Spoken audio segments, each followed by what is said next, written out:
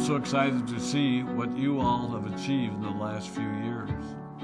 Your growth has been incredible, and I'm grateful for all of your hard work and sacrifice. A lot of that growth has been brought about by new people coming into the business to take advantage of our generous marketing plan and effective product line. So I thought I would take just a moment of your time to share with you a little bit about where Forever came from and where Forever is going. I've heard people describe this as our culture, but I think it's simply who we are. Several decades ago, I was an executive for a real estate development company called Del Webb. And at that time, there was a lot of excitement about a new business concept. And like many of my colleagues and friends, I went along to a business opportunity meeting and listened to a presentation about multi-level marketing. I immediately fell in love with the concept that people would be motivated to help each other and be able to make a living doing so. It's a beautiful thing when you think about it. Although I was enjoying my career, I didn't think that I was contributing as much as I wanted, or as much as I could, to improve the well-being of the people around me. Inspired by the concept of people helping one another, I set out to write a marketing plan that is almost identical to the one that we use today. As I developed it, I had two goals. One was to pay the highest bonuses possible and still be able to run a company effectively. Two, to build a plan that would motivate and encourage people to keep working. I wanted a plan to reward those that remain active and engaged. I love the concept of a royalty income. However, I believe that it's good for our souls to work hard. People who work hard are happier. Of course, if you work hard, you should play hard. And that was one of my motivational factors in starting Forever Resorts. It was to give people the opportunity to spend time with their loved ones and experience the wonder of nature. Next time we're together, maybe I can tell you more about my passion for our resorts, our rare animals, and spectacular natural resources.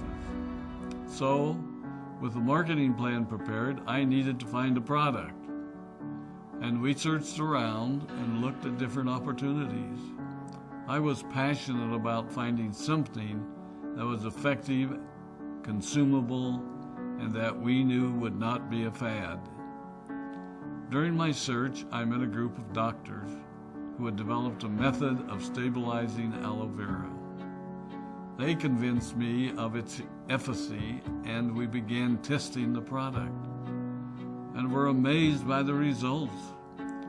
We were in business. We had a fair and balanced marketing plan, a consumable, effective product, and the third ingredient, an absolute conviction that we could make a difference in the lives of the people around us. And while it might have been a bit presumptuous, we honestly believed that we could make a difference in the world. We put in generous return policies, customer service incentives, and began to build this business based on the principle of being nice to one another and helping others. The success was incredible, and we grew rapidly until Christmas of 1982. I was sitting at home with the family, and the phone rang. They informed me that there had been a freeze at our aloe plantations in Texas, and that all of our aloe was destroyed. I immediately went to the airport and flew to South Texas to see what we could do. I hoped and prayed that when I arrived, what I saw would be better than the news I had received. But that wasn't to be the case. We had no aloe, and the business immediately began to suffer. There were some FBOs that left, but more importantly, there were those that stayed. It was a tough time for us. We put everything on the line to stay in business, and there were many sleepless nights. But we were convinced that what we were doing was right. We decided that this would never happen to us again. We flew out to the Dominican Republic and purchased as much land as we could, and began planting aloe in one of the safest weather zones in the world. In addition to the acres of plantations in the Dominican Republic, we now have plantations in Mexico and South Texas. It was a tough lesson to learn. But during the tough times, we became stronger and we grew the most. We grow roots that strengthen us and help us to overcome the challenges and obstacles that life throws at us. I have learned that solid principles and core beliefs do not have a sell-by date. It is never old-fashioned or out of style to be nice to each other, to honor your commitments, and to treat people how you would wish to be treated. I recognize that many of you might not have heard about our beginnings, as you are new in the company. I am thrilled that you're part of our forever family, but I ask you to be mindful of the foundation upon which this company has been built. Forever was built on the principles of paying the highest bonuses possible, providing the most effective and highest quality of product, and empowering people to serve one another. There are no shortcuts to success in our business. Of course, the speed at which we reach certain levels may vary, but the fundamental principles remain unchanged and will remain unchanged as we continue our journey over the next 4 decades and longer.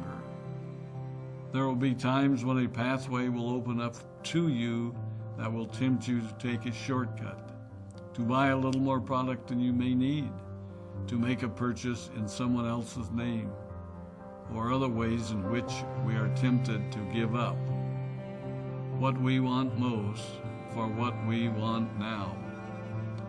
Never forget that you're a part of something special, a business that has been built upon taking the road less traveled.